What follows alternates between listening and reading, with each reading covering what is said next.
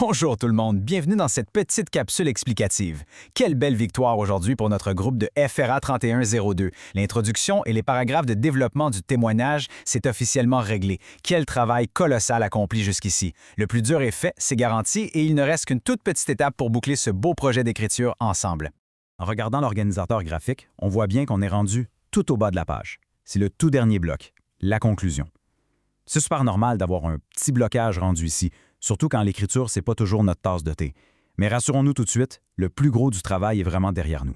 Fait comment on fait pour bien terminer ça, pour que ce soit vraiment marquant? Gardons en tête une image toute simple. Les beaux souvenirs et les grandes qualités qu'on a mis dans le développement, c'est comme une magnifique boîte cadeau pleine de trésors. La conclusion, au fond, c'est juste le fait d'y attacher un beau ruban puis de glisser une petite carte. Le but, c'est de laisser une belle émotion, de bien emballer le tout sans avoir à taponner pour construire une nouvelle boîte.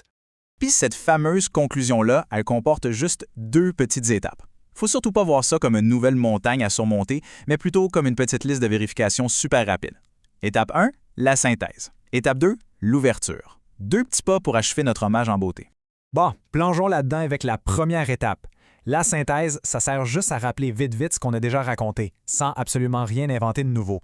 Prenons l'exemple qui se trouve dans notre boîte à outils. On avait écrit sur une personne exceptionnelle nommée Sacha en soulignant sa grâce et sa gentillesse. La synthèse vient juste ramasser ces mots-là. Pour résumer, la grâce et la gentillesse de Sacha font de chaque jour une aventure exceptionnelle. C'est tout. Un simple petit rappel des idées fortes. On passe ensuite à la deuxième étape, l'ouverture. Ça, c'est notre fameuse petite carte attachée après le ruban du cadeau.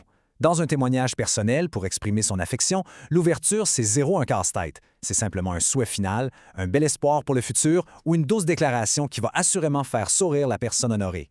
Et ça s'illustre parfaitement en gardant notre texte modèle sur Sacha. Une excellente ouverture, ça pourrait ressembler à ça. Puisse notre nouveau chapitre être aussi lumineux que son sourire. Un simple souhait plein de lumière qui vient clore le tout de façon parfaite puis hyper touchante. Une seule belle phrase bien sentie, c'est amplement suffisant pour marquer les esprits et créer un impact fort. Fait que c'est le temps d'attacher ce beau ruban sur toutes ces merveilleuses créations. À nos crayons, on rédige calmement ces 2 petites phrases-là pour mettre la touche finale au témoignage. La ligne d'arrivée est drette là, on la traverse ensemble.